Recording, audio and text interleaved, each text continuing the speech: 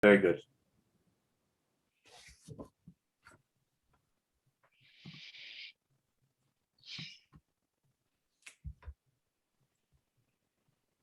Good morning, everyone. Today's session is going to be, it's another one in a series of informational webinars that have been co-hosted between the UNCITRAL Secretariat and the ISDS Academic Forum. And so today, what the theme of today's discussion will be on damages and levels of compensation in investor state arbitration cases. What the format is for this session is that we'll run for 2 hours. We have a long amount of time. We should have a good amount of time for question and answers if anyone has them. The way that will work is if you do have a question, you can raise your hand and you'll be promoted to a panelist, and then you'll be able to ask your question on this form of the Zoom webinar. Or you can also write in on the chat at any time, and we'll try to answer all, or at least pose all the questions to the panelists afterwards. So to start, we have 2 papers to present, one written by members of the Academic Forum and one by the UNCITRAL Secretariat on this topic of damages. We'll start with the one on damages by the Academic Forum authors, and then move to the one written by the UNCITRAL Secretariat. But before we do that, I'd like to turn over the floor to Anna Juan-Brett, the Secretary of UNCITRAL. Anna? Thank you very much, Daniel, and good morning, good afternoon, and good evening to all. It's a great pleasure to be seeing you all again and to be joining this session that is jointly organized between the Academic Forum and the UNCITRAL Secretariat, and which, as Daniel has just said, has an informational purpose in order to introduce papers that have been prepared by the Academic Forum and by the Secretariat as requested by the working group. This topic of damages is a complex one. It's a complicated one, and it is one that has been repeatedly put forward as a concern, and has been now strongly, we've been strongly reminded during this year when preparing the work plan of the importance of including this topic among the reform options and the need for reform.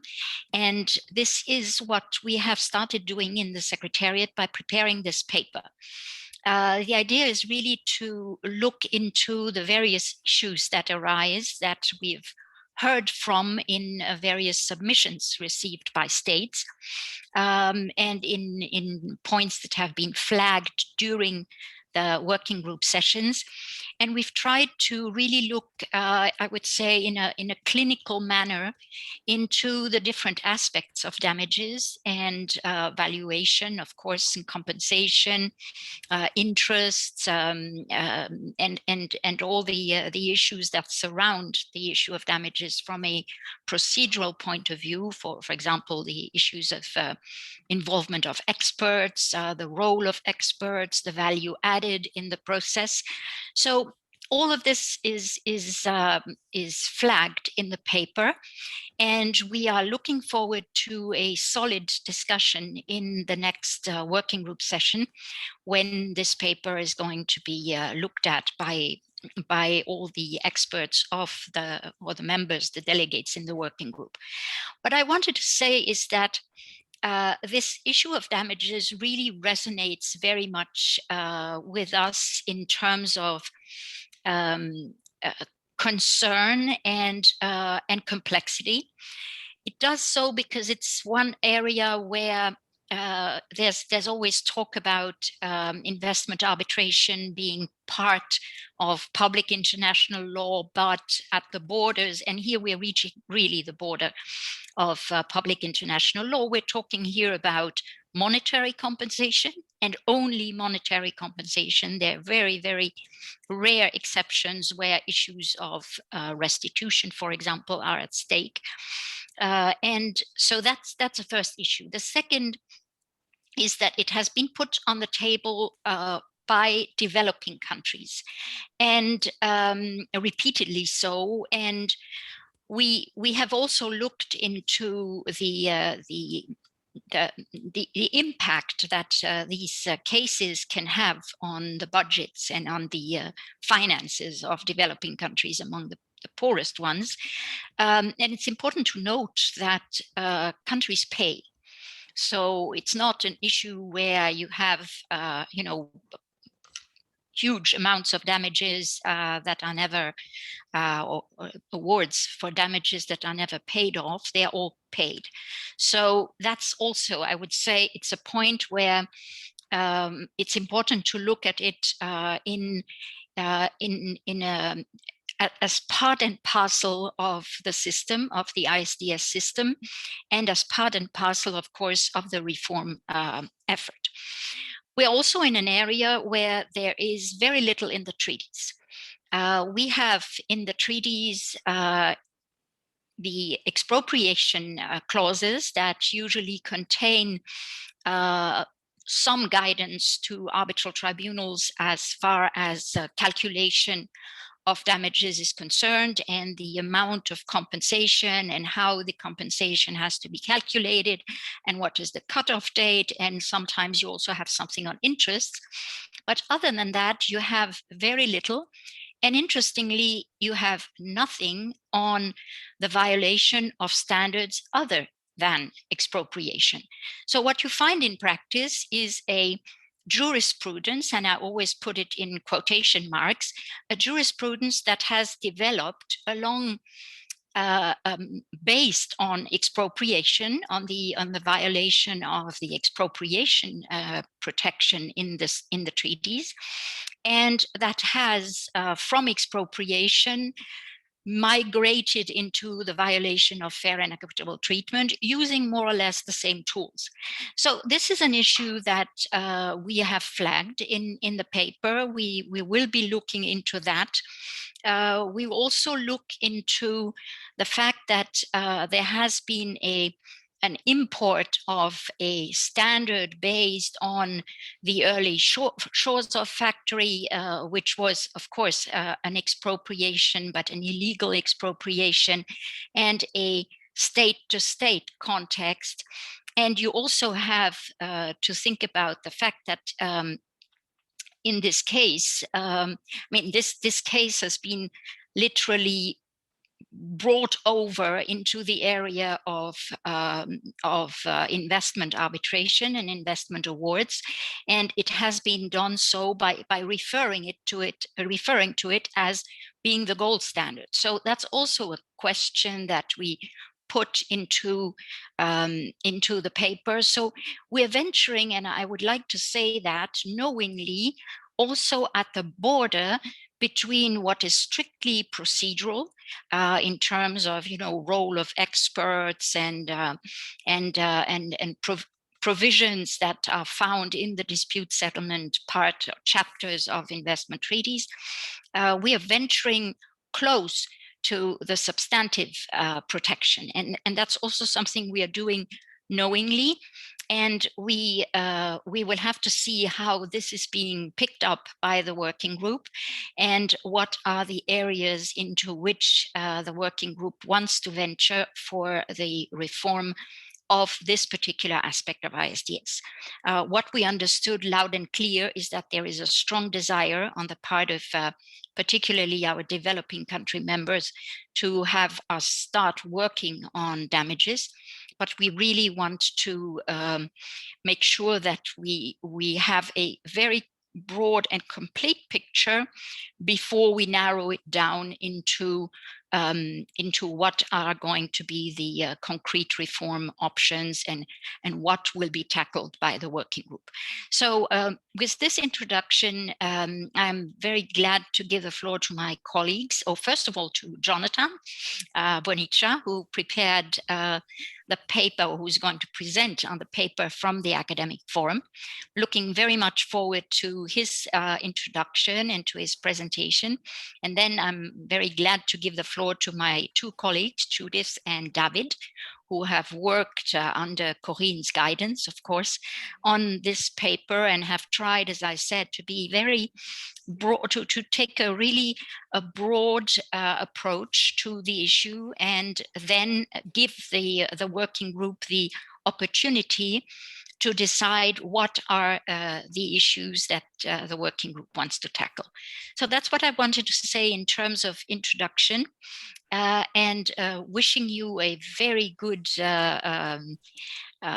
information webinar, thanking our partners in crime from the Academic Forum for always being responsive and taking these initiatives as well.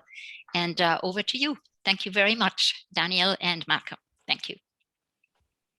Thank you, Anna, for that really helpful introduction. As she's pointed out, I mean, the issues with compensation and damages in ISDS are very complex, especially in the context of this reform process. What we're going to do now is we'll start off with the Academic Forum paper that's been prepared by, as Anna said, Jonathan and Malcolm and Jose Manuel Zayarte. Malcolm, I believe you're going to start off the presentation, so if I'll hand the floor over to you, and then we'll progress through the three different speakers before turning it over to the UNCITRAL Secretariat paper. Malcolm.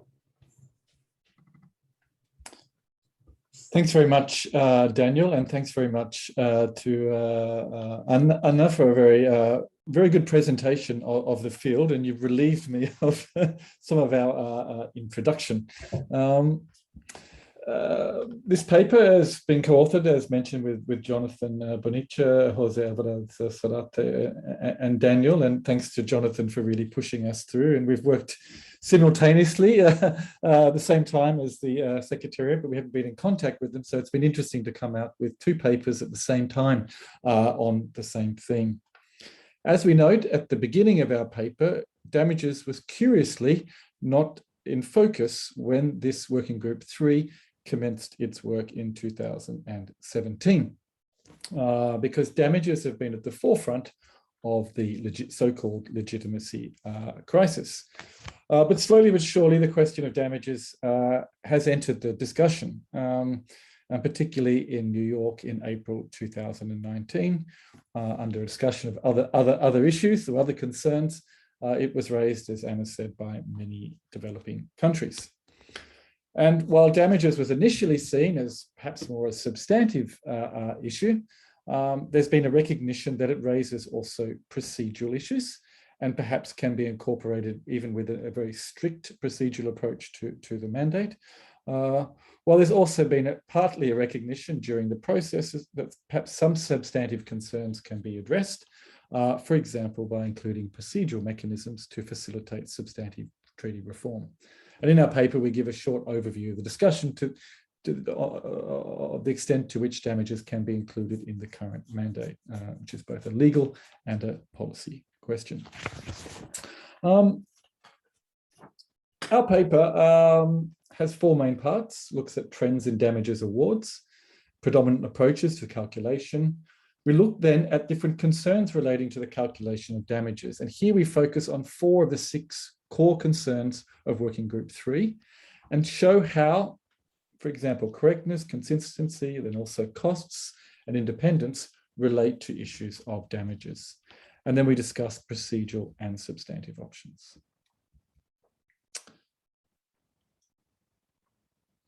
And so in terms of the formal mandate for the group, states did request the Secretariat to consider how possible work on damages could be undertaken in light of its limited resources and form the working group on this.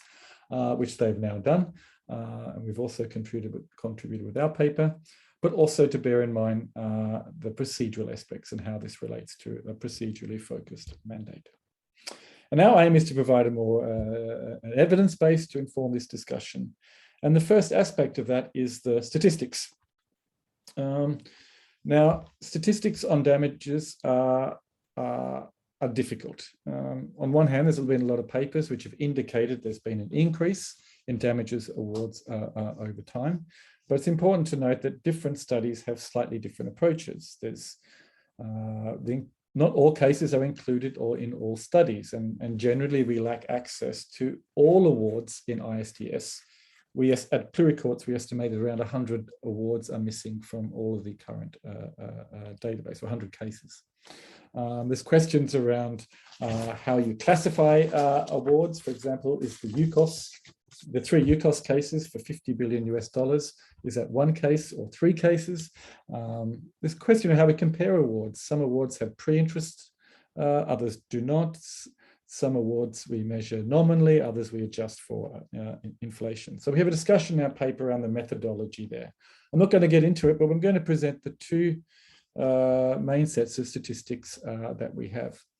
The first is a compilation that Jonathan Bonici has done with Bruin on cases which are on the UNCTAD ITA law database.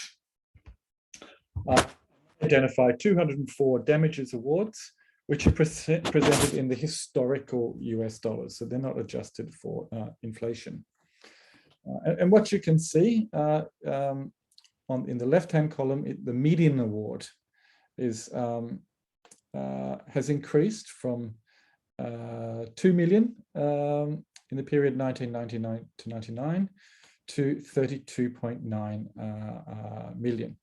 And so that's if you've got 10 awards, or say if you've got 11 awards, what's the median? The median is the 6th award, the sixth largest or the 6th smallest award in that row of awards. Another approach is to look at the average award. And there we see a greater increase, which has been particularly influenced by these large awards, for example, UCOS and awards against Nigeria and Pakistan, amongst others. And there we see the average going up to the latest period up to almost 600 million US dollars. If you take out the 3 UCOS cases, it falls to 246 million, but that's still an increase of 267% over the period. And this is also seen in this graph by using historical 10-year averages. A 10-year average is that for every point in time, you look at the average in that year and the last 9 years in order to see, what is the gradual trend over time.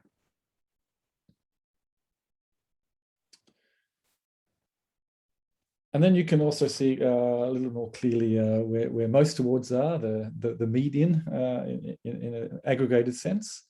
And most awards you can see fall between 10 and 100 million, followed by 100 to million to 1 billion, and then a few awards, in fact, over 1 billion. You can see there's 11.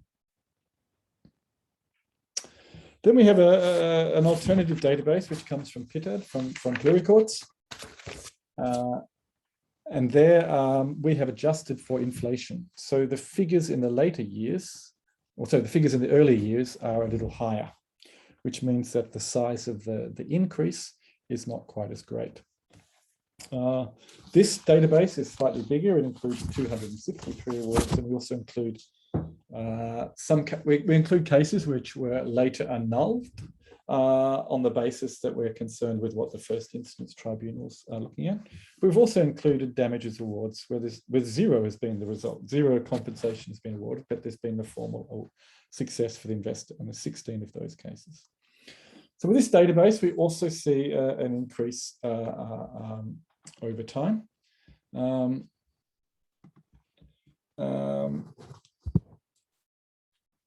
The rise in the median is 30%, and the mean is 188% if we include UCOS, but then falls to 16% if we exclude UCOS.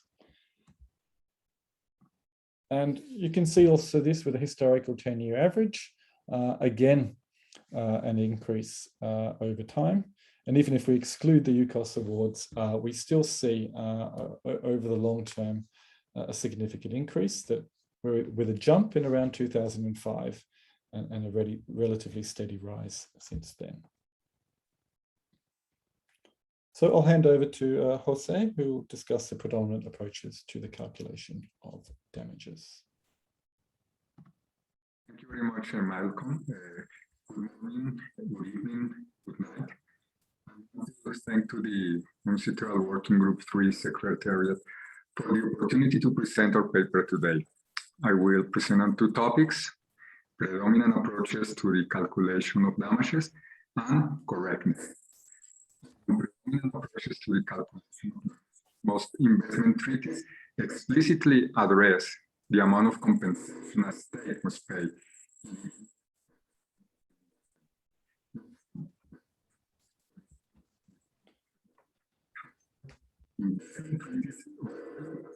The remedy that should be provided for breach of treaties, for the breach of the treaties or their provisions, or the amount of compensation.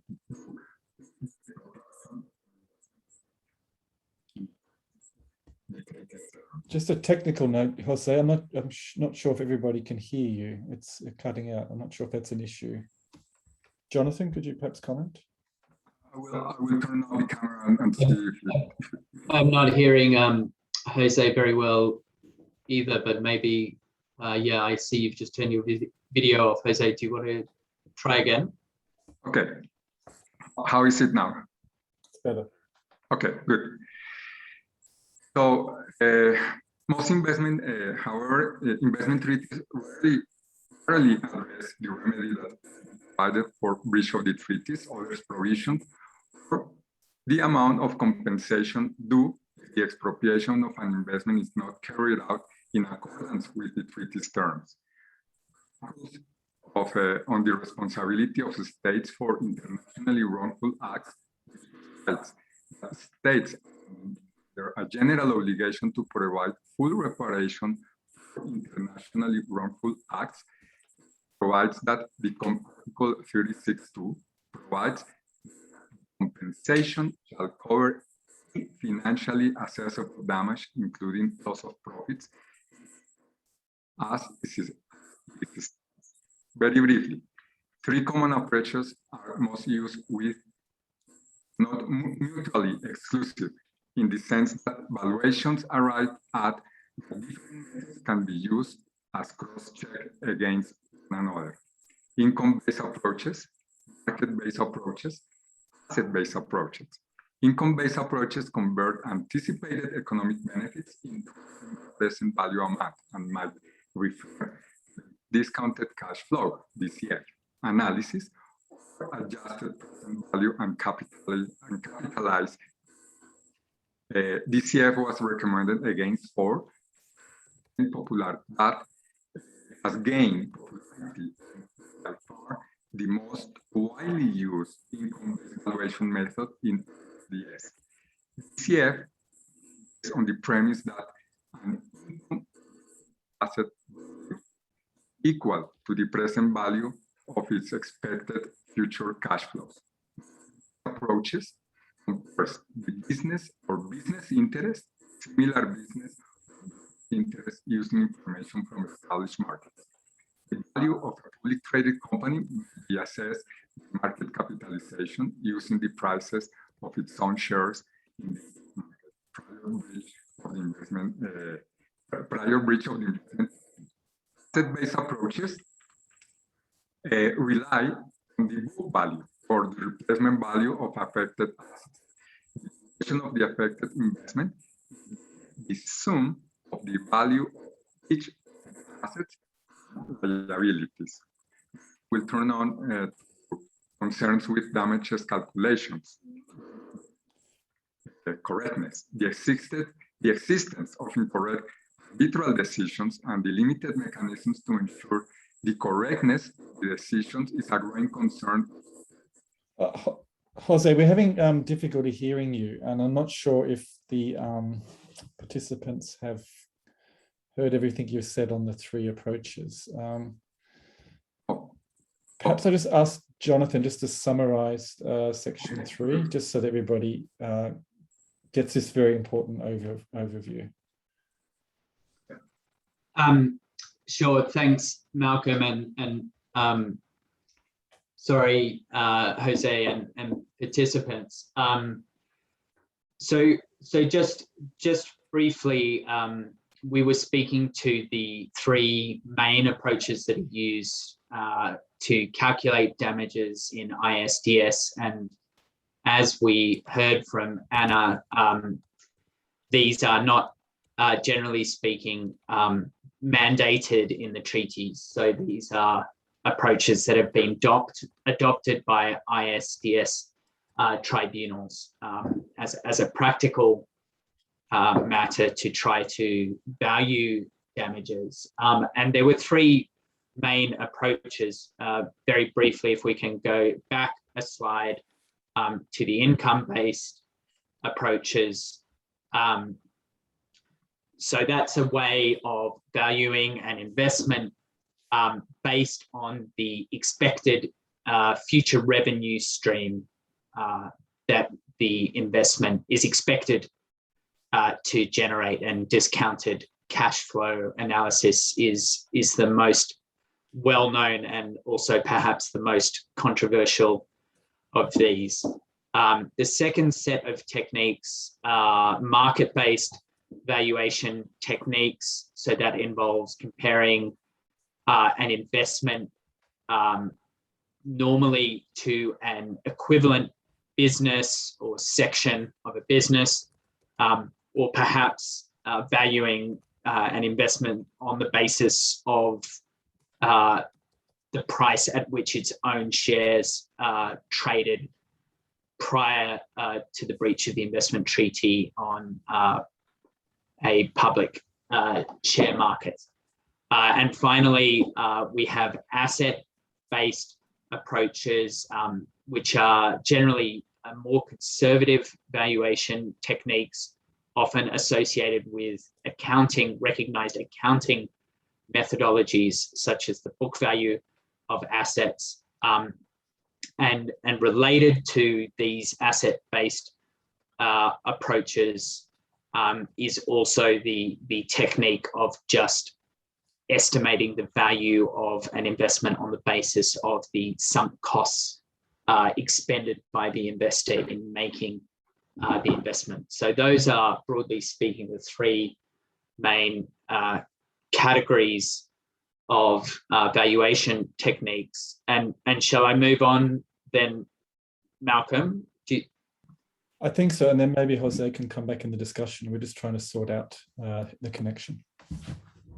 Okay, so moving on then to concerns relating to the calculation of damages. And as Malcolm foreshadowed in the introduction, we've really approached this question within the framework of Working Group 3's 6 recognised concerns that are shaping the work. And we've focused on 4 of these in particular. And the first one I'll speak to is concerns related to correctness. And correctness is a challenging issue to consider because there is so little guidance in the treaties themselves about appropriate approaches to damages, and even a lack of specification of the legal principles governing damages outside the expropriation context. There is often disagreement about what is or what should be the correct and the incorrect approach. So it can be difficult to enter this space without taking a position on which different arbitrators or different academics have disagreed at different points. But with that caveat in mind and focusing on areas of concern, there are 4 in particular we'll pull out for the purposes of this presentation. The first one is the increasing use of discounted cash flow valuation techniques in ISDS. So these are techniques, this is a technique that tends to lead to a higher valuation of an investment. It is not a technique that was historically widely used in international law.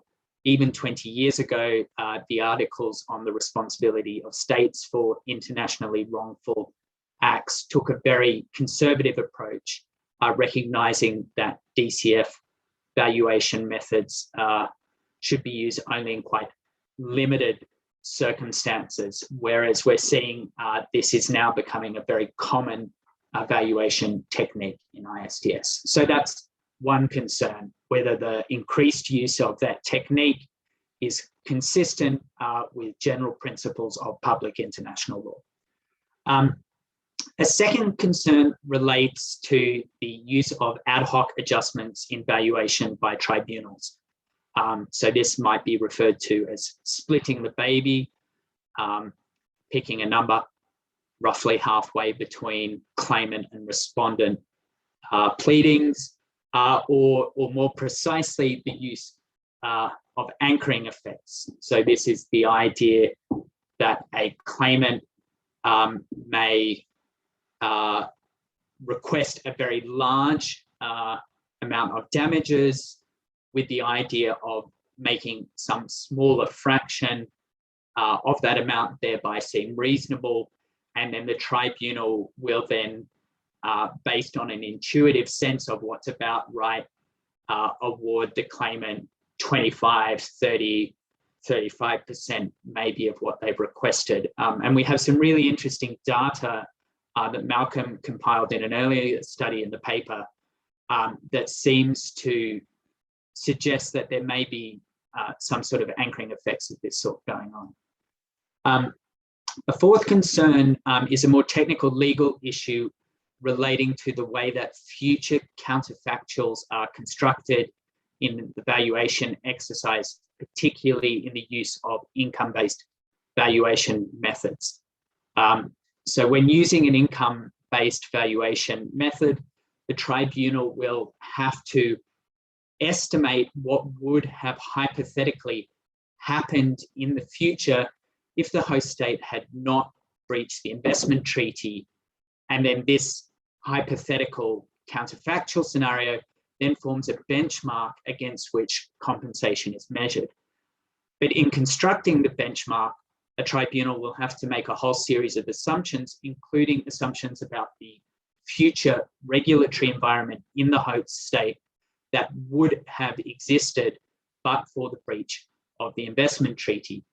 And there are concerns that in doing that, many tribunals assume that the regulatory environment would have remained largely unchanged, even though the host state would have had a legal right, a flexibility under investment treaties and also under domestic law to change that regulatory environment potentially to some extent.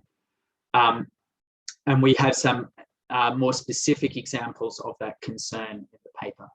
And finally, there is a concern that links to a wider issue that has been addressed in the working group's work relating to the quality of reasoning, particularly in relation to damages claims. Can I have the next slide, please?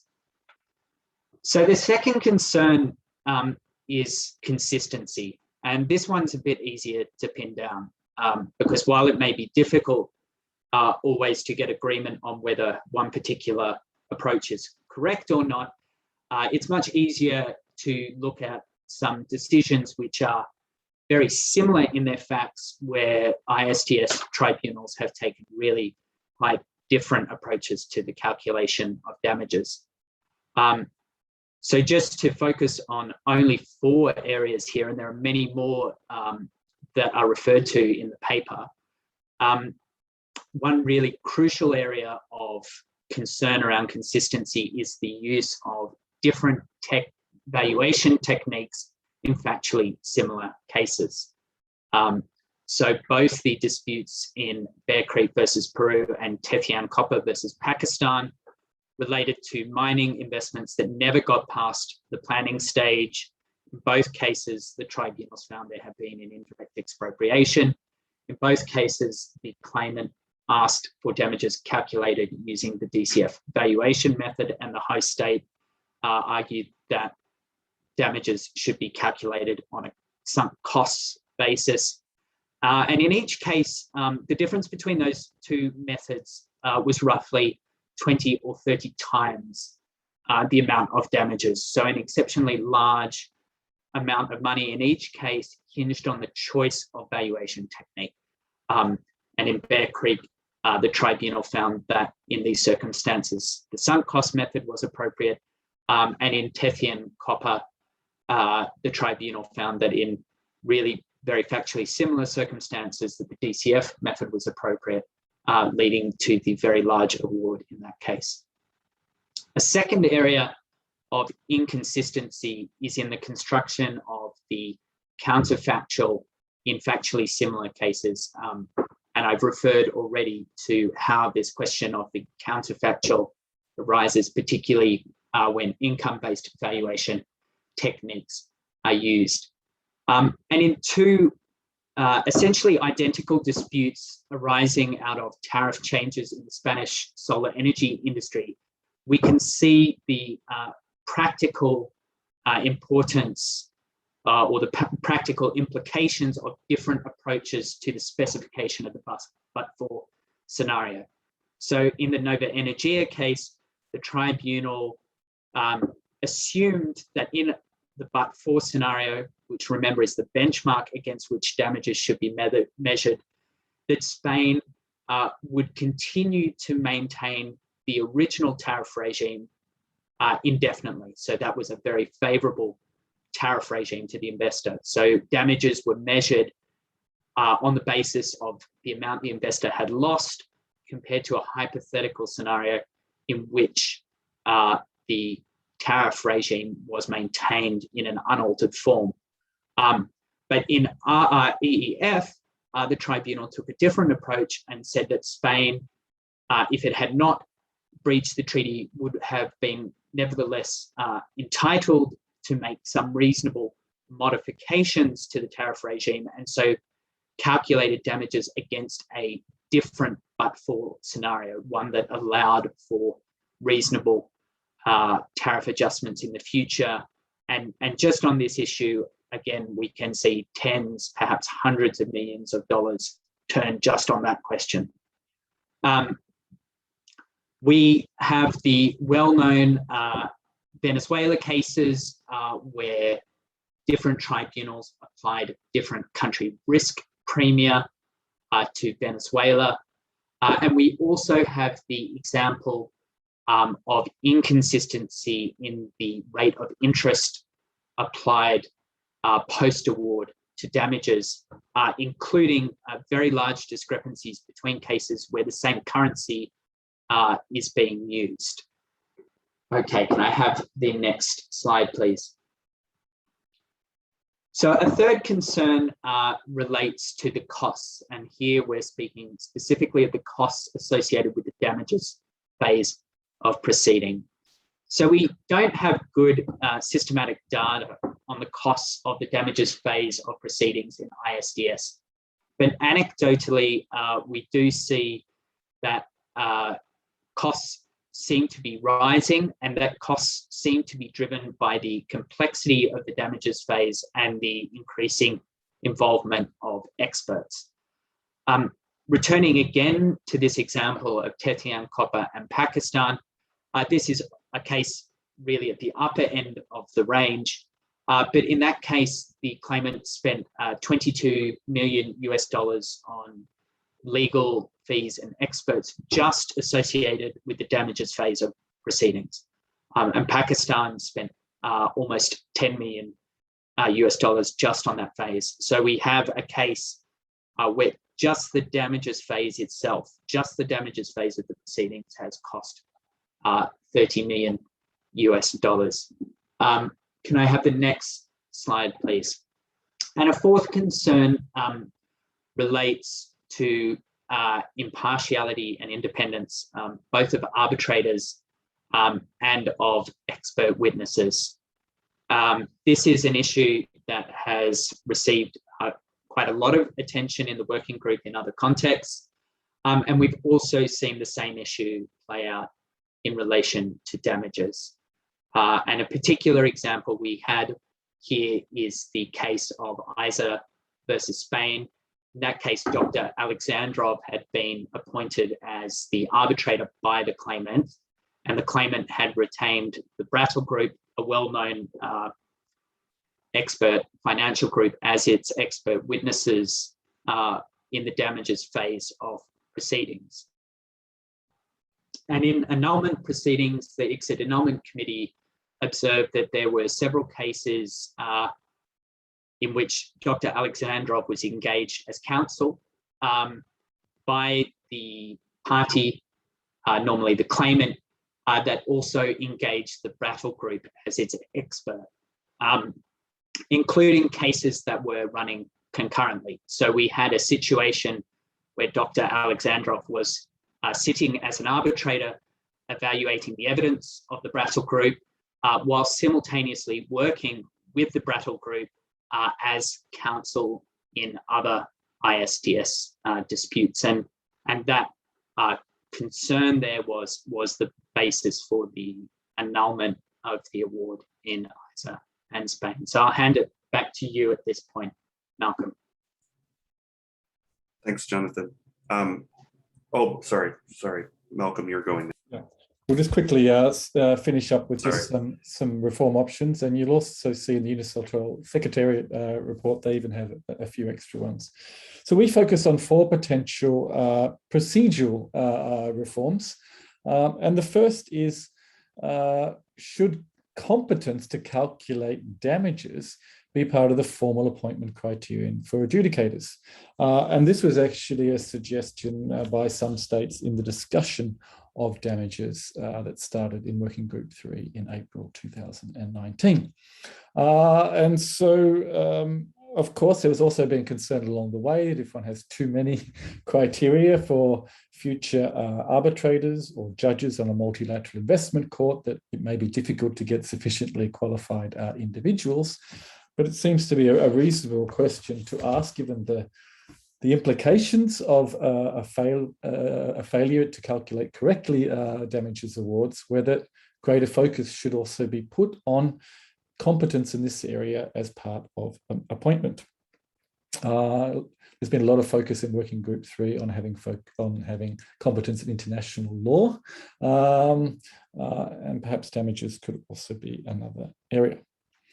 A second approach is to strengthen the role of tribunal-appointed experts rather than just the experts that appear for the claimants and respondents, as Jonathan has discussed.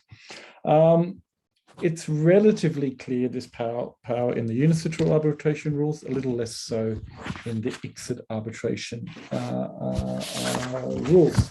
But it could be that you see a greater use of tribunal arbitration experts, or one could even think more creatively. Should one, for example, create a standing commission of experts who are appointed there, to which arbitrators could refer the case, and perhaps without the need even for claimant and respondents, or perhaps with, but in order to at least get a possibly a more independent view. Alternative is a roster of experts that the tribunal could call upon. But the overall suggestion we have in the paper is to think about ways in which tribunal rather than party appointed damages experts could play a greater role, whether informally or whether in a very institutionalized form. Potentially under a multilateral investment court, this could even be part of the of the structure, or it could be something that is freestanding. It's something for states to consider. A third approach would be the adoption by states of principles to better guide the calculation of damages, principles that should surely accord with the underlying treaties. But we've seen the development now of principles in other areas. We have discussion of the code of conduct, amongst others, that will perhaps help provide common guidance, like we've seen other areas of international law, to which Jonathan referred earlier. And the fourth approach would be to focus on a complementary approach on this issue of double hatting, including that in the discussion of the code of conduct, a greater focus on damages calculations in order to avoid the sorts of risks that Jonathan has just discussed. I'll hand over to Jonathan. Thanks, Malcolm. So very briefly, we finished the paper by identifying some possible substantive reform options. And very briefly, the different options depend in part on whether states think there is a problem with existing approaches to the calculation of damages. And if so, the extent of the problem that states perceive. So if it were the view that existing approaches to damages are largely appropriate, but what is needed is just some way to address concerns around consistency, then one set of options would be substantive reforms that are really not focused on changing the underlying approaches, but just achieving greater consistency in their application. So those things might include clarifications around the circumstances in which it is appropriate to use particular valuation techniques and more precise clarification around how particular valuation techniques should be applied. For example, discount rates in the case of DCF valuation. Can I have the next slide, please? If states are of the view still that existing approaches to compensation and damages are largely appropriate and that the system is operating as intended, but that some greater attention needs to be given to countervailing principles, then a second set of reform, substantive reform options that again link to issues that have been discussed in other parts of Working Group 3 agenda include clarifications around when it might be appropriate for tribunals to reduce damages on account of contributory negligence on the part of the investor, and clarification around the circumstances in which breaches of a legal obligation by an investor should form or should be able to form the basis of a counterclaim by the host state in ISDS. And finally, we have a third set of options, and these would be animated by more fundamental concerns about the correctness and desirability of existing approaches to the calculation of damages in ISDS. So if states were to come to the view that existing approaches to the calculation of damages are not functioning as intended, this is not the set of outcomes the investment treaty regime was designed to be generating, then more wide-ranging substantive reforms might be considered. And these reforms are different possibilities to specify the principles that should govern the calculation of damages in ISDS. So that might be new standards requiring damages to reflect a balance between competing interests, including the investor's interests and public interests, or possibly caps on the amount of damages, perhaps capping damages at the amount that the foreign investor has actually invested. Thank you. Thank you, Jonathan, Malcolm, and Jose for an excellent presentation. I think that for purposes of time, gone a little bit over, we need to move right into the next presentation by the Secretariat. And so I'll turn it over now to Judith to begin the presentation on the Secretariat's paper. Thank you very much. Yeah, thank you very much indeed, and good morning, good afternoon, good evening to all. It's really a pleasure to end the summer season, the holiday season, and re-enter into working mood with what is a very important topic for Working Group 3. So thank you for the overview to the Academic Forum. The goal of this webinar is first to provide and exchange information, and that is more important from our perspective, from the Secretariat perspective, is to get your input and thoughts on the draft notes, which are available on our website and which is open for comments till the end of November. So what I will try to do, and also in view of the time, I, together with my colleague David Probst, we will try to present the content of the draft note, avoiding repetitions, so as to be really keep some time for your input and for the discussion. So as the Secretariat, you could turn to the next slide, David. Yes, as the Secretariat was requested to examine how work on damages and compensation could be undertaken, we outlined first what has already been said in the working group and in the written submissions by states, as Anna pointed out, mainly by developing states. So the key concerns that were mentioned were related to the complexity, to the unpredictability, to the high amount of damage awarded, and we just heard an overview of the latest figures on the magnitude as well as on the trend of amounts awarded to by tribunals that are consistently increasing. Equally considered to be a concern is the discrepancy between the expert assessments, depending if they are appointed either by the claimant or by the respondent.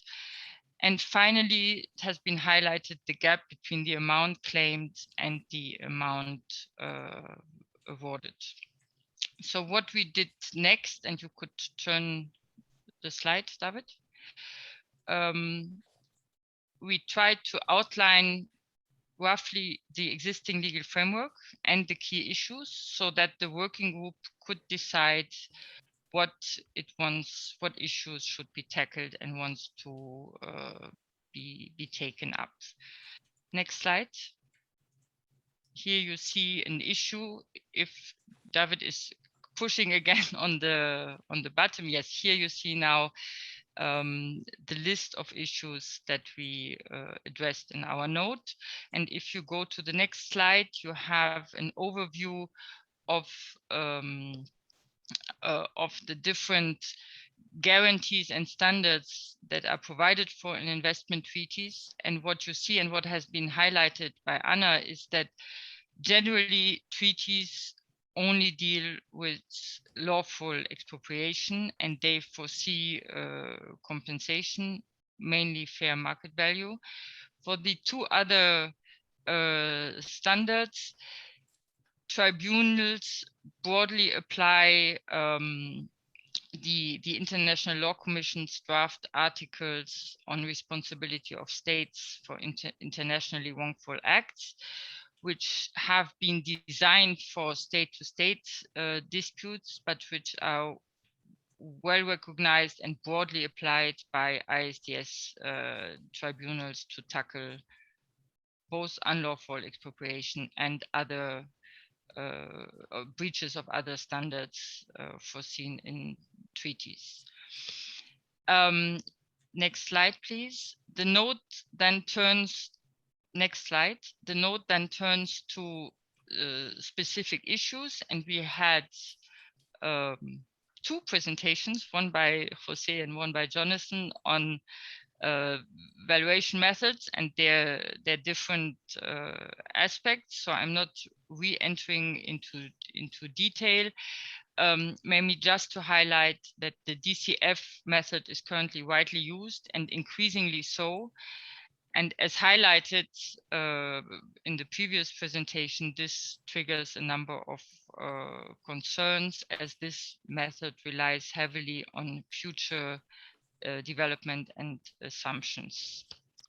Next slide, please. This is the last slide I'm going to present, and this is the elements that state might bring forward in order to limit their compensation. So apart from the state of necessity, where the treaty breach is argued to be a sole mean for preserving essential national and public interest, we have those elements that are linked to the conduct of the claimant, either the contributory fault, where the claimant's conduct contributed to the loss, or the failure to mitigate the losses, where the claimant failed to take reasonable steps to reduce damages. And with that, I hand over to David, who is going to tackle the rest of the notes. Thank you very much. Thank you, Judith. In our paper, we looked at 4 more aspects contributing to the complexity and unpredictability of damage calculation, which are causation, evidence, interest, and the role of experts. Causation is an essential element of liability, and it generally requires that the harm needs to be attributable to the wrongful conduct of the respondent. Investment treaties do not refer to causality at all, or just require that the losses occurred by reason of or arise out of the state measure.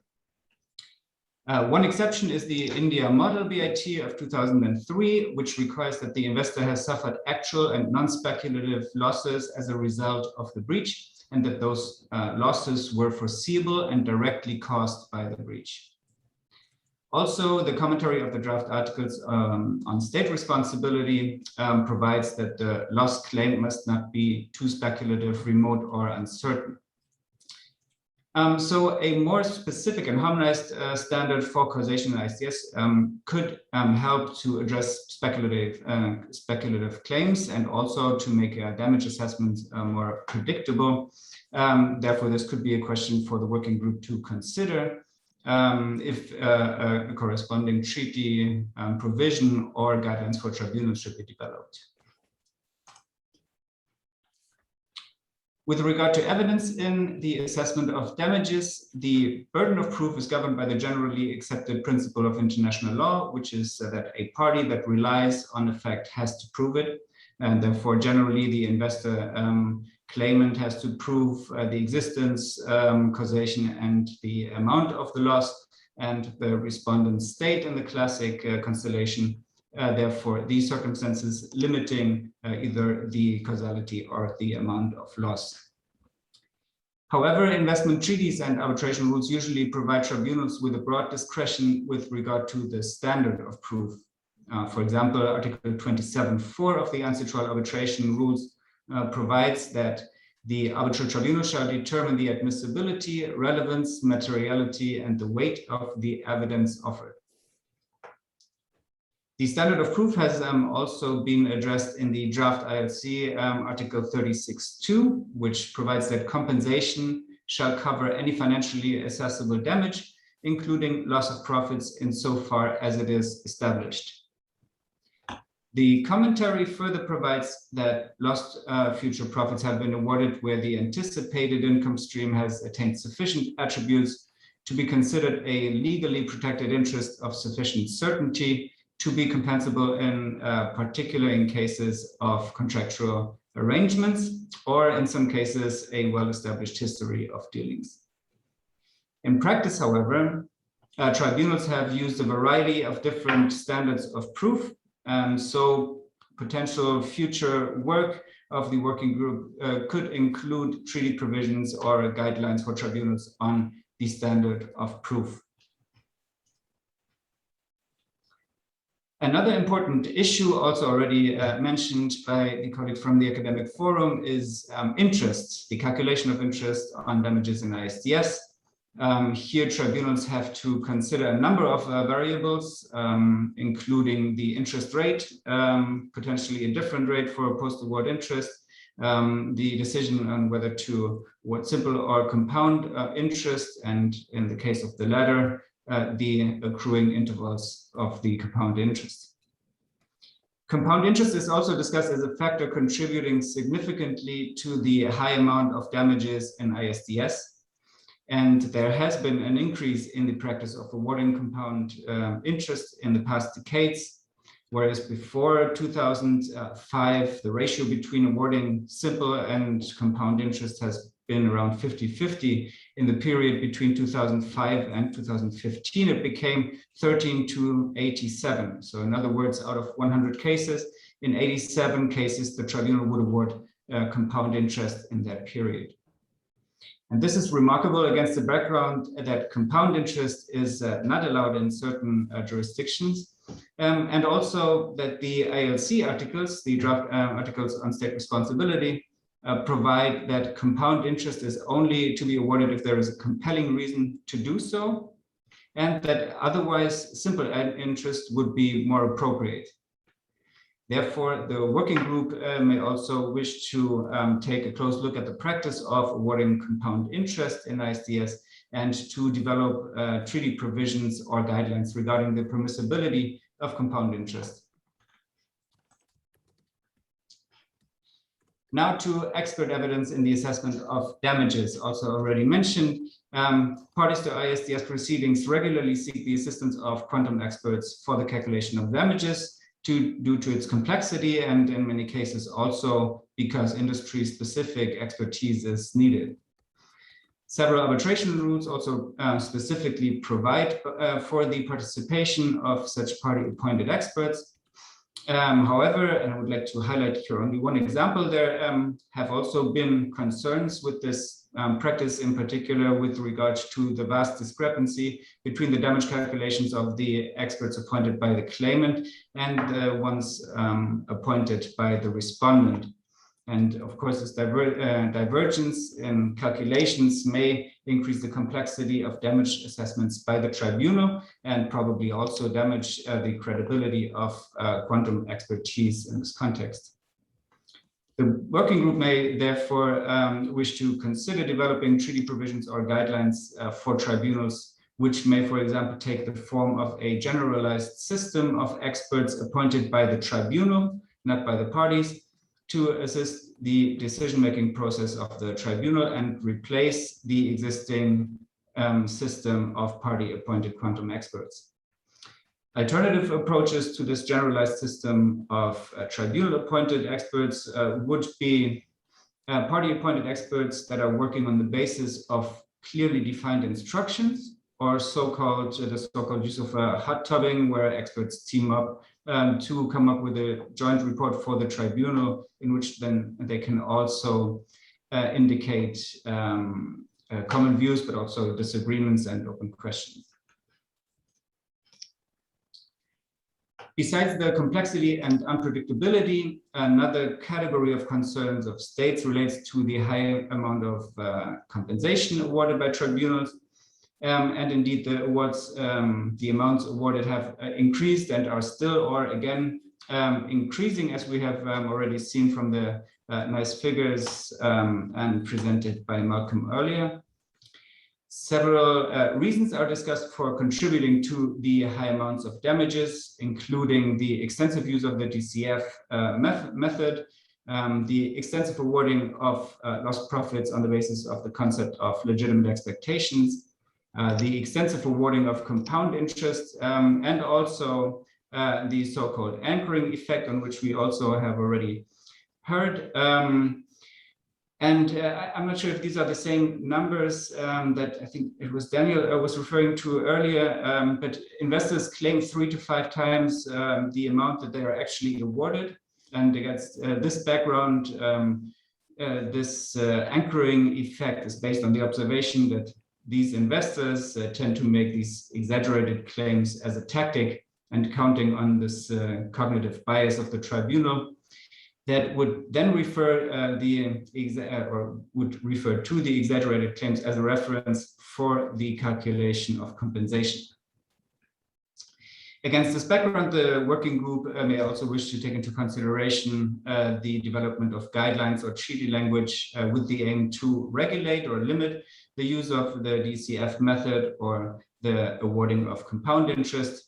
Other instruments in this context could be a limitation of the amount of damages to the amount actually invested by the investor, and also the consideration of contextual factors such as the state's financial capabilities to pay for an award.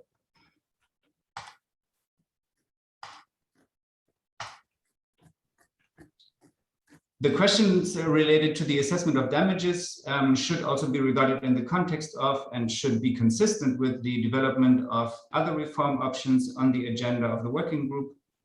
For example, speculative or inflated claims, which we have discussed here in the context of causation between wrongful conduct and loss.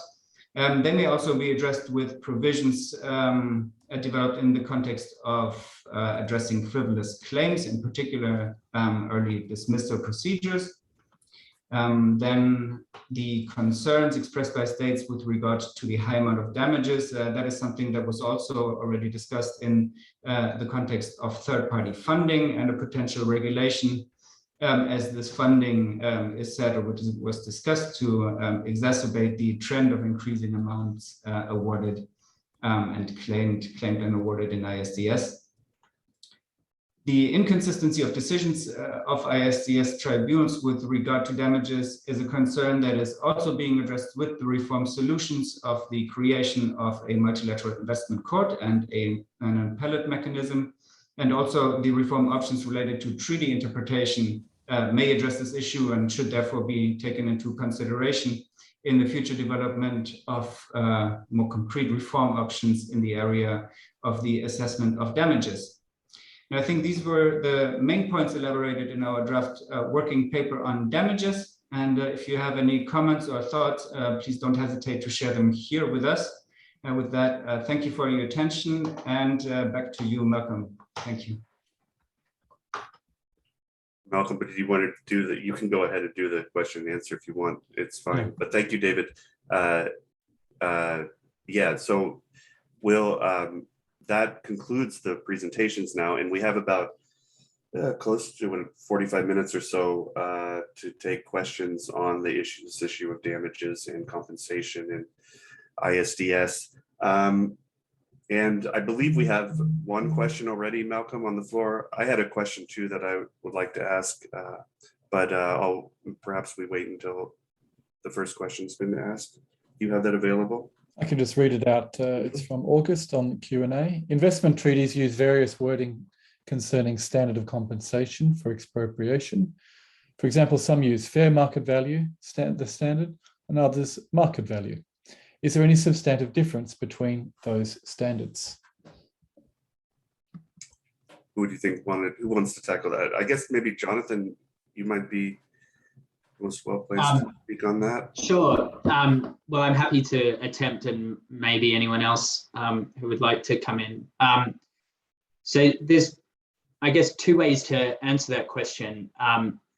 The sort of academic forum way would be to say, well, we don't necessarily take a position on what is the correct approach, but what we can tell you is that tribunals have generally interpreted that those treaty formulations as equivalent.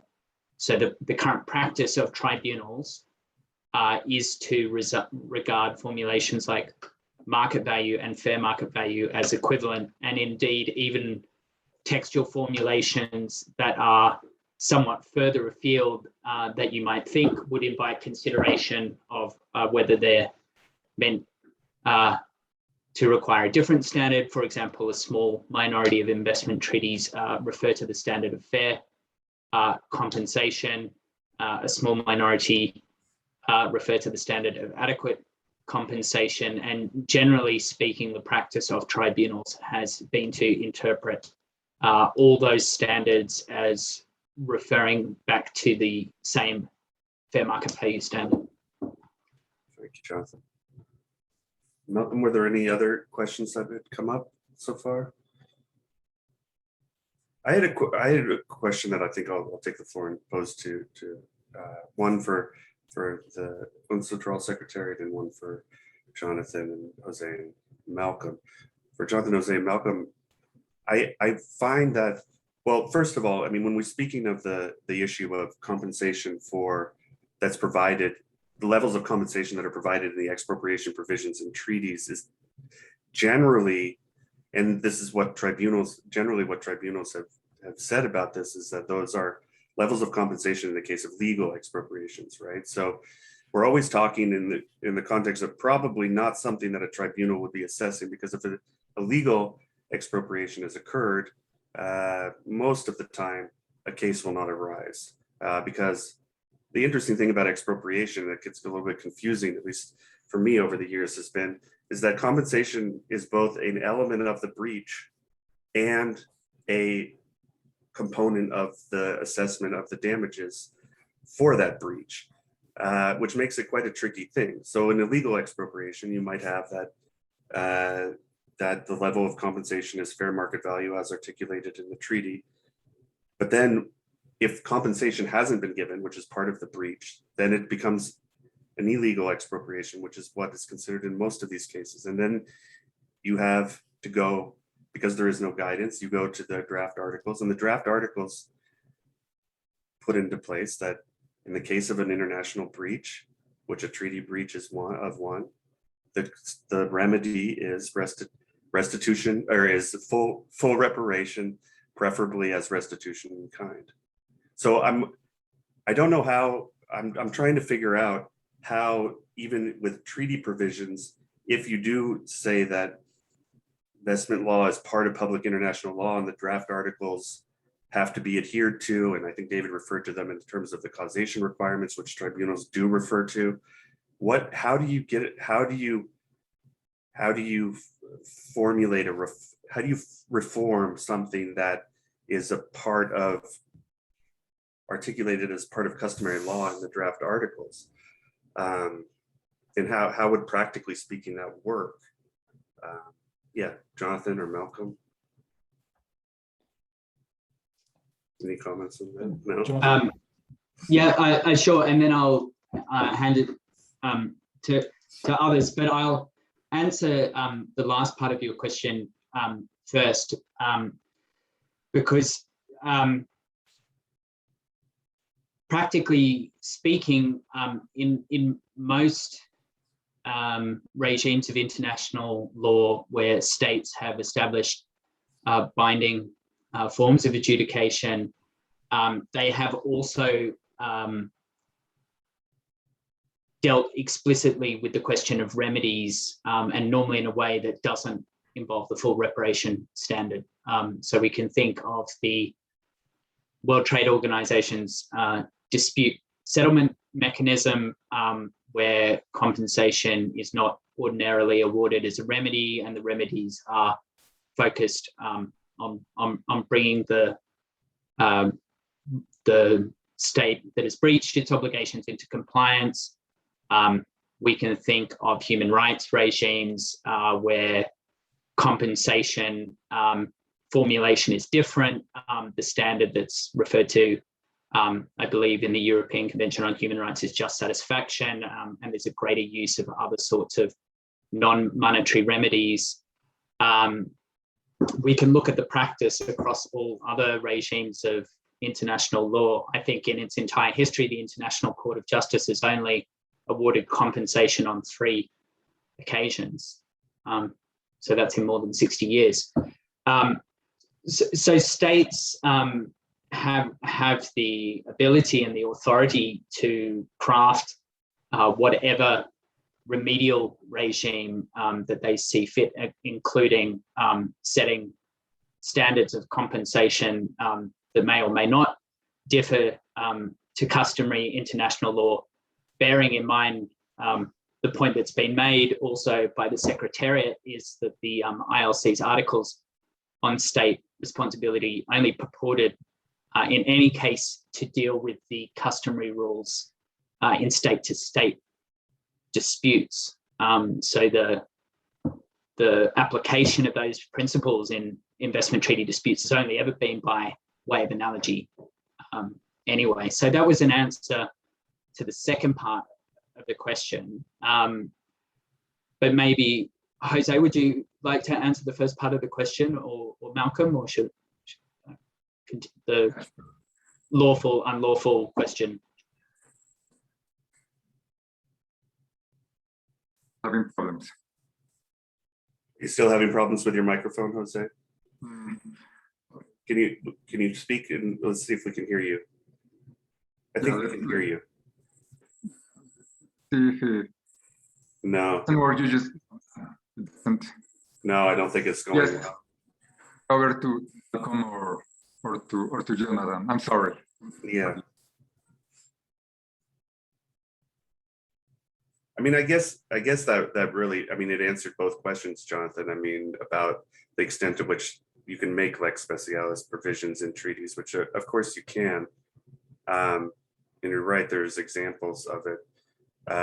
And maybe this ISDS forum is a perfect opportunity where you didn't see those kind of piecemeal ones, with the problem of the sort of nature of investment treaties being so disparate, and so many of them. How many treaties do you have to change in terms of that level of every treaty would have to be changed in order to meet those requirements. But there was something also that you were talking about in terms of reform efforts, about the calculation that even if you were to have a standard of compensation for a remedy for an international breach for a private investor as opposed to a state-to-state context, would the formulation is part of the problem that's been identified in the calculation, or is it in the remedy for the breach? Where is the heart of the issue that tribunals are sort of dealing with in terms of what is the right rule to apply, in other words, and how to get to that conclusion that of whatever the value is the calculation or the remedy for the breach that you have to sort of deal with? It's a difficult question to answer, because in the damages context, it's hard to separate calculations cleanly from legal principles, because legal principles imply different approaches to calculation. And I'll try to give an example to illustrate what I mean. And I'm going to come back to that case of Tethyan Copper, which I've mentioned a few times, and hopefully by referring to one case that provides some continuity and not having to explain the factual scenario over and over again of different cases. But you will recall in this dispute, this was about the indirect expropriation of a mining project that never got past the planning stage. So one of the issues at the damages phase was that the foreign investor, even if the mining lease had been issued, so the breach of the investment treaty was Pakistan's failure to issue the required mining lease, even if the mining lease had been issued and the treaty had not been breached, the investor would still have then had to go on and take several quite difficult steps to develop the mine. And one of those steps was it would have had to negotiate a royalty agreement with the relevant Pakistani authorities. And as a matter of legal principle, both under the investment treaty and under Pakistani law, the authorities had a very broad discretion as to what terms they would accept or impose by way of the royalty agreement. And obviously, that would have a huge effect on any estimation of the mine's future profitability. So the challenge in that case is that there are all these unknown questions in the future, which will have massive implications of billions of dollars on the expected future revenue stream associated with developing that mine. So is this a question of calculation, or is this a question of legal principles? The tribunal treated it largely as a question of fact, and made estimates based on its own opinion of the royalty agreement that it thought Pakistan would likely have negotiated, assuming that the treaty had not been breached in this earlier sense. One way to look at that is to say that this is quite a technical question that is down in the weeds about how we specify counterfactuals in discounted cash flow modeling. But another way to look at it is to say, well, this actually goes to some quite important legal principle, which was that on any view, it was uncontested that Pakistan retained the authority to set the terms of that royalty agreement, including setting the terms in ways that would not have necessarily been particularly favorable to the investor to maximize the developmental benefits for Pakistan of that mine going ahead. So that's, I think, one example that kind of illustrates a point about how difficult it can be to parse out what is a question of legal principle and what is a question that goes to technical or financial modeling of valuation questions. But if you want a short answer, I think concerns relate to both. So the short answer is both calculation and underlying approaches to legal principles. Yeah, that's excellent. Yeah. Oh, there's two more questions, I think, in the queue now. We've got Malcolm. Do you want to read some of those out? And I maybe I'll wait and ask the Secretariat a question in a moment. Well, why don't we go through the two? I'll save that question for a little later. So we had a question from Kun Vu. Can you elaborate more on the difference between fair market value, as normally used as criteria for compensation expropriation, and full compensation? So that's one question, it's partly similar to Daniel's question. Secondly, we have a question from Suresh. With regard to discounted cash flow, how does the tribunal come to the conclusion that in certain situations, the use of such method would be too speculative to be considered as a method of evaluation for the compensation to be awarded? I see that Judith is starting to type an answer, but perhaps others will also want to engage on that. Then we have three more questions. Perhaps I'll just read them out, and then the panel. Want to read out all five of them, and then start with divvying them up? Okay. Do you think, the third question, do you think it's necessary to provide some disciplines for two exaggerated claims because it will increase costs for both parties and durations of the proceedings? And do you think there should be some new criteria for calculating damages if the investment is in the digital economy, something like platform sharing, cryptocurrencies, for example, which are rather volatile? So interesting question. And lastly, a question: to have a tribunal appointed expert is an interesting idea. However, to ensure fairness in the proceedings, disputed parties should be allowed to nominate other experts if they consider the conclusions reached by the tribunal appointed expert erroneous. In such a case, the tribunal will have to decide which expert report is more convincing and reliable. It thus seems that having a tribunal appointed expert will not solve the problems. So over to you, Daniel, as to how you want to. Well, the last question actually is something that I've been interested in for a while, but is again a question of practicalities of how you reform a system that's structurally conditioned to not take it. So what I mean by that is, and I was going to ask David this question, and it ties into the last question. Maybe we start with that, and then we move backwards to the other four questions that were asked before that. And that's on this issue of the claim about arbitrators should just start appointing tribunal appointed experts. Yes, I mean, there are so many arbitrators also that are frustrated from conversations that about what to do with experts, and also this issue of overclaiming. I mean, this is standard practice now throughout. The most consistent statistic that we can find in investment treaty arbitration is that the amount claimed to the amount claimed to the amount awarded in an investment arbitration is about 3 to 1. So there's always it stayed consistently from the beginning of the practice of investment treaty arbitration that claims are about that you would receive an award of 1/3 of what you claim as a claimant, and that's been the practice for forever. Like I said, it's stayed consistently.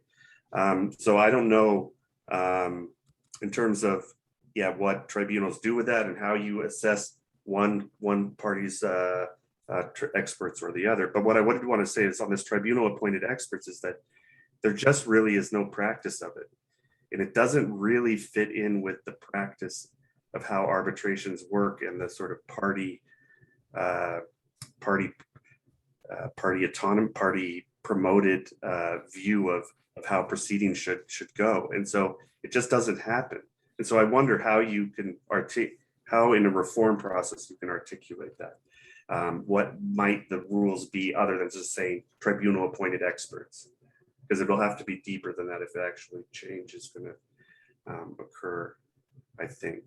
But David, maybe you had some comments on tribunal appointed experts and how you could formulate that reform process. Thank you. We have at this point not yet developed a sophisticated system of tribunal appointed experts and how that would look in detail. But it would definitely be one approach to move away from the system currently existing with the party appointed experts and the issues that are coming with it. And maybe just one thought on the argument of party autonomy, or rather question if there is not also a difference between party autonomy in legal argument or in the design of the procedure, and party autonomy with regard to something like quantum expertise, which could also be considered rather neutral as opposed to the design of other procedural aspects. And I think in the end, we would love to hear from state delegations as well, if this is something they have either experience with or thoughts on, and so we can possibly go ahead and look deeper into this idea. Thanks. Thank you, David. On Malcolm, the questions were on full market value versus full compensation, or fair market value versus full compensation. What's the difference? I think that Jonathan, you started to mention that, and Jose could speak to that, I think, but unfortunately we're having difficulties. The other questions were on, briefly, sorry to give reminder, or maybe you can just pose the questions to the other people again. So there's also a question about the digital economy. Oh, the digital economy, so that would be whether or not there's a difference in the level of compensation and whether the subject matter is different. Is that essentially what it's being asked, digital economy? And then there's two other questions that have just come in as well. But yeah, Jonathan, do you on the point of full, or Judith or David on full compensation versus fair market value, or on the digital economy and cryptocurrencies? Well, I'm happy to try to give a brief answer on full compensation versus fair market value, and then perhaps Judith or David should feel free to jump in and correct me. But the difference, starting with the terminology, is that fair market value is the terminology that is normally associated with expropriation and is often explicitly written into the text of investment treaties, whereas full compensation is the term used in the articles on state responsibility as the compensation standard under customary international law and disputes between states. So that relates to the full reparation principle, full compensation being the compensation aspect of the wider principle that also includes other form of other forms of remedy under customary international law, including restitution. But is there any practical difference between the customary international law standard and fair market value in an expropriation case? Many tribunals have said that there isn't a difference. And the reason that there normally isn't a difference is because if an investor has lost its investment in full, then tribunals often understand the full compensation to mean just the same thing as what the investment was worth in fair market value terms, in fair market value referring to the price that a willing buyer would pay a willing seller for the investment in an arm's length transaction on the valuation date. The main practical situation in which there have been differences between the two principles is in relation to the valuation date. And so where fair market value is written in as the valuation standard for expropriations into investment treaties, it's normally accompanied by a textual specification that full market value shall be determined on the date of expropriation. Whereas when the customary international law standard of full compensation is applied, the valuation date that's used is normally the date of the award. And that gap can be several years, and it can be significant in practice, particularly in commodity investments where there may be quite radical fluctuations in the values of the underlying commodity over those years, which influence the value. So the shift in the valuation date is the main practical difference between the two standards that has played out in investment arbitrations. There is also a suggestion occasionally that the principle of full compensation, so the customary international law principle, might allow a slightly wider recovery of consequential losses beyond the value of the investment itself. But there are, aside from one or two quite unusual cases, there's really almost no examples of that playing out in practice in ISDS. I don't know if I just wanted to ask a question, clarification on full compensation versus full restitution. Are those being used interchangeably there when you were talking about the customary law standards? Because where does full compensation actually occur?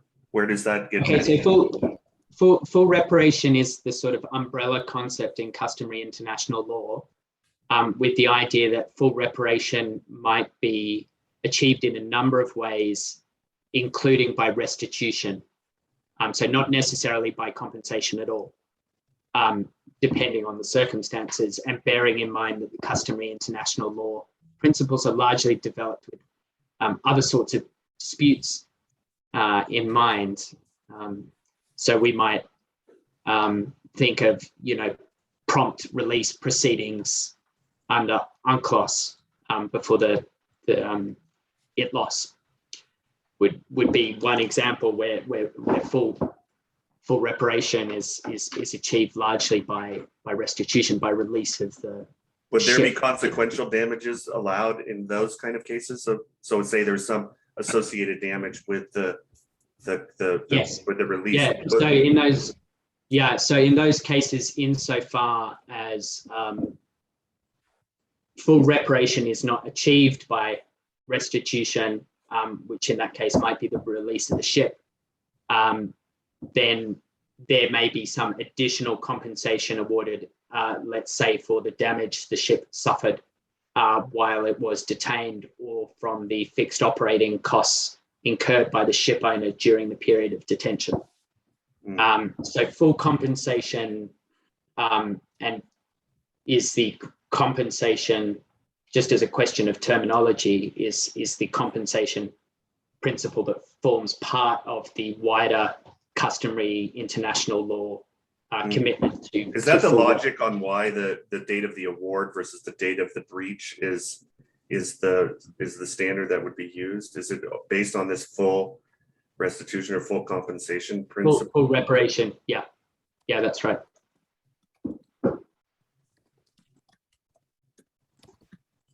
Although I'm happy to be I'm happy to be corrected, Judith or David or Jose or Mal. No, maybe just to add that we have in the International Law Commission's draft articles, we have the primacy of restitution over compensation, and only in case of impossibility or unproportionality of restitution, one should go to compensation. And we have observed certainly a shift therein, because restitution is not something that is that we see very often. Has it ever happened in an investment arbitration that anyone knows of? Restitution in kind as a remedy to meet the full restitution standard? No, I'm not aware of any cases. There are some cases with non-pecuniary remedies, particularly under the Energy Charter. So Anna DeLuca has a paper on those. And then you have settlement agreements, which also can often include some non-pecuniary remedies. But yeah, it's a small number of cases.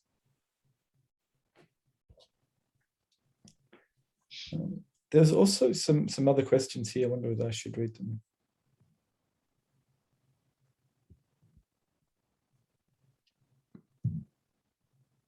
Daniel, should I read out the other question? Yeah. Oh, yes. Sorry.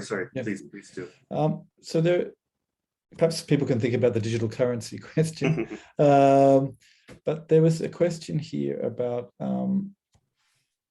firstly, given the evolution in treaty practice on many of the standards of protection in recent years, why have states neglected to also reform their treaty language on damages? So that's one question. And then another question which gets even closer to the mandate from Nasib Ziadi, which is a comment on the draft note of the Secretariat. The final section of the draft note sets forth possible approaches, mainly involving the development of new guidelines, model treaty provisions. It is not clear that all of these are really problems as opposed to generally manageable facts of life, but clearly they seem to stray radically from a limited procedural mandate of Working Group 3, drawing it into basic substantive issues. So there's a question as to what extent the various proposals from the Secretariat, I guess also the Academic Forum, procedural in nature or they're substantive in nature. Did any of you have any comments on either of those questions?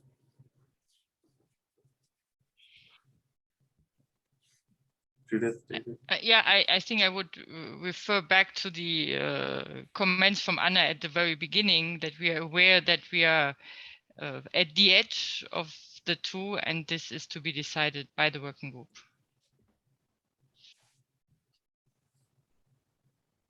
And maybe I'll take a shot at the question on the digital economy. You know, I don't see at first sight why there should be different criteria applying to investments in the digital economy, for example, platform economy, and such, or in cryptocurrency.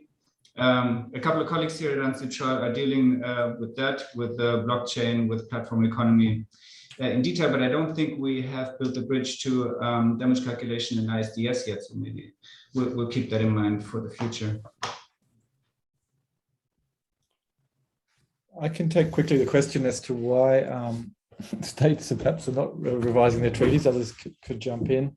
So there's a lot of practical challenges with revising treaties. There's a paper from OECD a few years ago that estimated that if we were to, for example, terminate all treaties, bilateral investment treaties, it would take 50 years because of you can only change or terminate treaties at certain points in the renewal, and you also have this lag effect where they have effect for many years. So it is a complex matter to change treaties. Some states have actively engaged in reforming their treaties.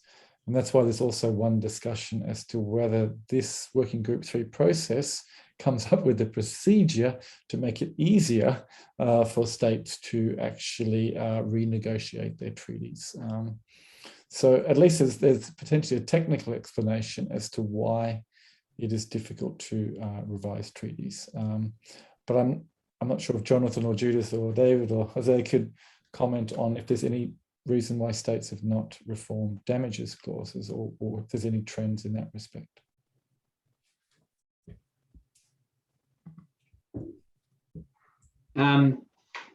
Well, I'm happy to give a view. I mean, it's something I'm interested in as someone who's interested in this area.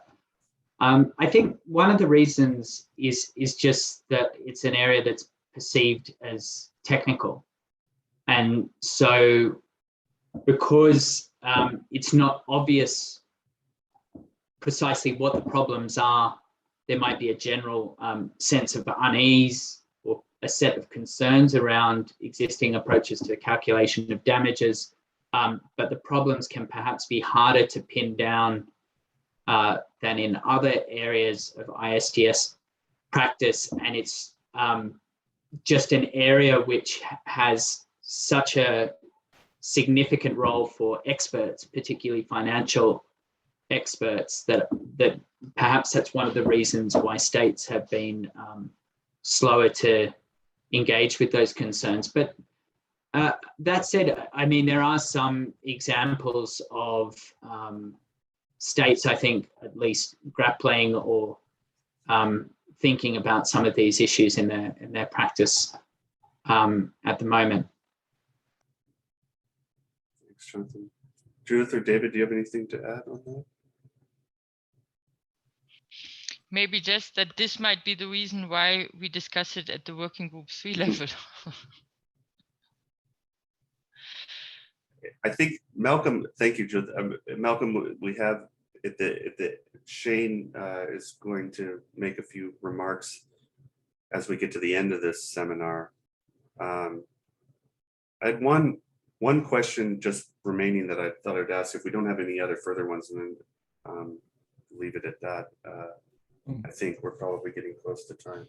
There's just one more question that's just come in. There is one more question. You want to have that one go first? Are states limited by customary international law, Charter Factory, ISCO articles, in expressly regulating the issue of compensation damages for treaty violations? For example, can states provide that for the standard compensation that would be incompatible with the full compensation principle? I think Jonathan addressed this. I think. Yeah. But I might say it again because I think this is a really important issue to take head on. So the clear answer is states are not limited by customary international law.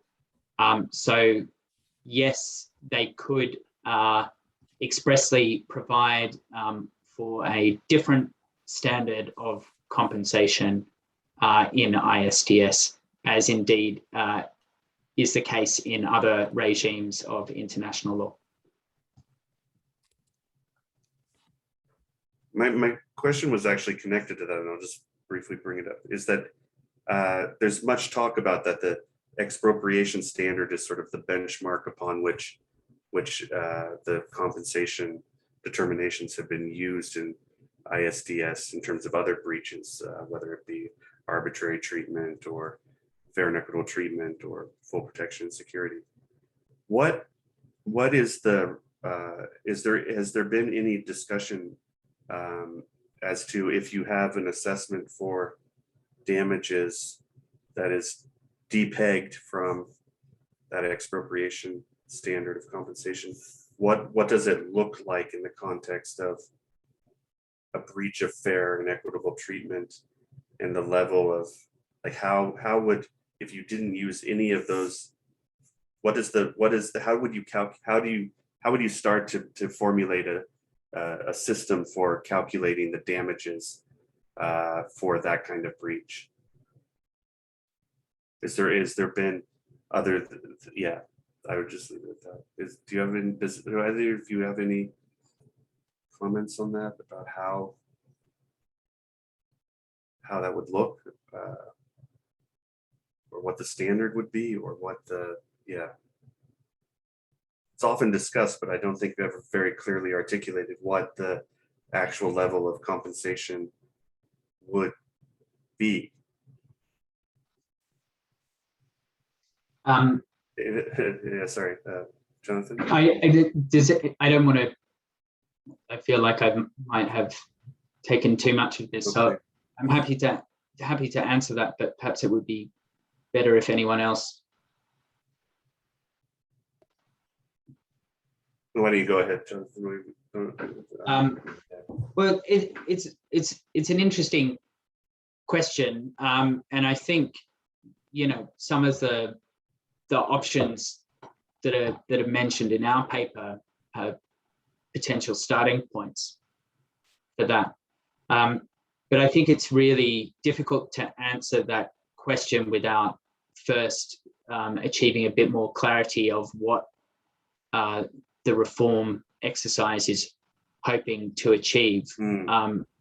So I think an important first step would be to generate a bit more clarity about whether there really is a problem at all, and if so, what are the more sort of precisely speaking the parameters of the problem, and what sort of functions or objectives should the award of damages in ISDS disputes be trying to achieve, and then approaching it from that perspective, then it is, you know, possible to move to a set of concrete proposals, which, as we've set out the paper, albeit only in sort of very roughly sketched outlines, could range from options that are essentially more or less the status quo, but attempting to achieve greater clarity around the parameters of the status quo, to other alternatives which are more focused on rethinking the approach or the principles at a deeper level, tied to perhaps a different sense of what the purpose of the investment treaty regime in the ISDS mechanism is. So is it to adequately compensate investors for all the income that they would have generated if an investment had gone ahead over the next 50 years of the life cycle that the investment was predicted to have, or is ISDS, should ISDS be performing some other set of functions? Right. So it really comes down to, I mean, it seems that the overarching theme coming up in the questions and is the issue over lost profits or future profits. Is that really the crux of the compensation discussion or debate? Is that what is the problem? That our actual loss is not less of an issue? I mean, I've just been trying to listen to this conversation for the last 2 hours, trying to figure out exactly what is the crux of the uneasiness or issue with that, with levels of compensation and investment arbitration. My sense is that's certainly a major concern, and probably it's the most significant concern, but I honestly don't think it's the only concern. So I think we've identified a range of concerns, and not all of them actually are about this question of lost profits. But I think you're right to identify that as a major concern that some states certainly have referred to in their submissions to the working group. Thank you, Jonathan. Did anybody else have any final remarks that they'd like to make before we hand the floor over to Shane? No. Malcolm? Just to say, there's another question which on whether there's a pattern amongst which arbitrators select DCF. Oh, yeah. So I know David referred to those statistics in the rise. I'm not sure if he has something to say, but it's something that pluricourts could follow up on in any event, given our database. I believe we have some references in our draft paper as well, which I can reproduce now from the tip of my head.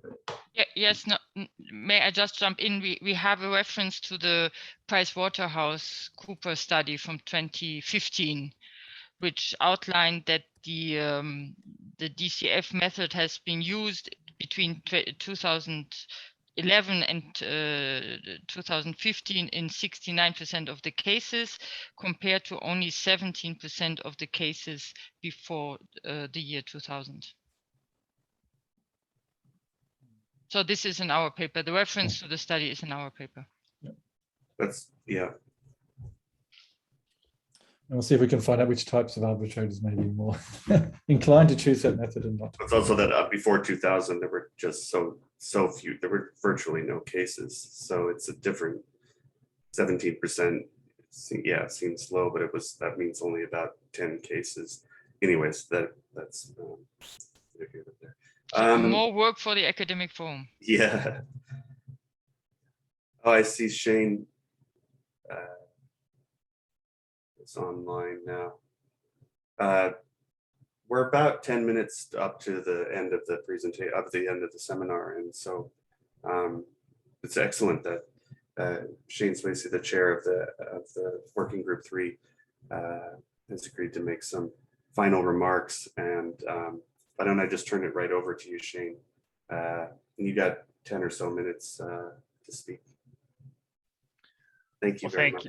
Thank you, Daniel, and thank you to Malcolm, to Jonathan, to Jose, and David, and Judith for the presentations today. I certainly won't take 10 minutes of time. I think today was an extremely useful webinar to start a deeper investigation of some of these issues, which I think, as Malcolm noted right at the beginning, sort of took a while to percolate up in a more concrete form. But I think one of the things that this webinar has done is it has made clear that further work needs to be done to make it even a little bit more concrete. And I think Jonathan was talking about this a little at the end about, well, what are we intending damages to do? There needs to be further clarification of this. So I think it's been quite helpful for those who have been listening, and I noticed our participants were up over 100 again at some point. And I'm thrilled to see the continued level of participation and the continued efforts of the Secretariat and the Academic Forum to offer us this venue during these times. When we get back and when we get to this topic in the working group, I think this is as highlighted by the question that was brought up by Nasib.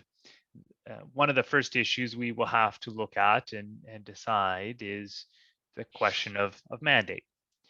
I think it was described in Nasib's question as a narrow procedural mandate. Of course, if you look at the actual language of the commission at the 50th session, what the commission said was they gave us a broad mandate to work on the possible reform of investor-state dispute settlement. The question then, and I would say really the first question that we have to address when we get to the working group then seems to be, is this a question of the reform of investor-state dispute settlement? Or is it a question in line with the distinction we have drawn of more of international investment agreements and substantive standards, so outside of the dispute settlement context? I think there's been some interesting ideas raised on that before, and I think this is something that we will have to take a further look at as we decide as a working group whether to proceed with this this topic. I think a couple of things that stood out to me here for further thought, both on the question of mandate and reform, as well as the question of what that reform might be, what might be the goal. Things I jotted down. Are the concerns a problem with who is involved in this calculation? So is the concern a problem when we heard a lot about party appointed experts? Of course, have been counsel in a significant number of investment arbitrations, both for claimant when I was in private practice and now for Canada. And in fact, yes, of course, one sees the difference. Typically, the claimant's expert comes in at hundreds and hundreds of millions of dollars, and the respondent expert comes in at zero or close to zero. We've heard also from people who sit on tribunals that that is not useful, that does not put them in a very good position. So is it a problem with who is calculating? Is it also, and we've had some of these questions raised too, is it a problem with who is deciding? Do we have the right skills on tribunals to really answer what are some of these technical questions? And I think we have to answer to ourselves some of these questions if we are going to start looking at solutions.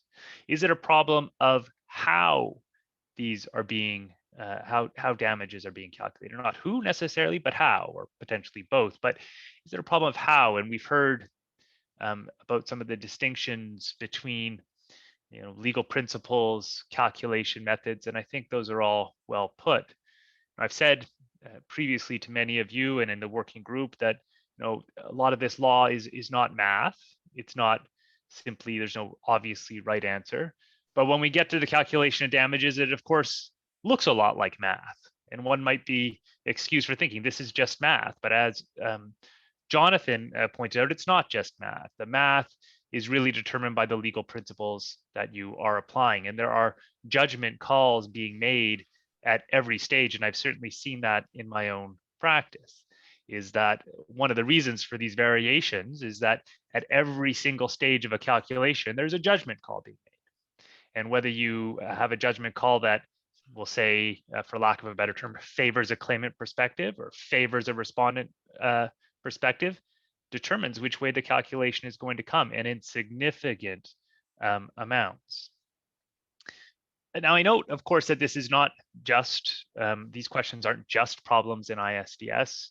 There are, wherever damages or calculations happen, these questions occur. It was mentioned at the WTO, where there, of course, is not compensation. But when you look at levels of retaliation and what is the appropriate level of retaliation, you get similar differences in the calculations that are being made. So if you are the one retaliating, you tend to have a large number of retaliation possible. If you are the one being retaliated against, your calculation tends to be small. And so perhaps that indicates that there is a broader systemic problem, perhaps encompassing not just the calculation methods, but also the who. So as we go forward in the working group, I think it's important for us to think about mandate, important for us then also to think about what it is that we are trying to address, where the concerns are, and to start thinking about what the mechanisms are, because of course we are in phase 3 of our mandate. We are trying to move towards conclusions of the project. And this is a phase where we're determining not just what the problems or concerns are, but what the solutions are, what the possible reforms are. I take Jonathan's point that he made at the end quite well, is it's hard to do that, of course, until we actually have a better definition of the problem. And so perhaps on damages, we need to do some more definitional work. What are damages trying to achieve? What are the concerns we have with the methods that we are currently using to achieve those objectives? And therefore, what reforms could be adopted if we decide the preliminary fundamental question of whether this is in fact within our mandate. So I think, I hope others in this chat have found it as useful as I have for trying to draw out a number of these issues, a number of the questions we have. We will get to this issue in Working Group 3.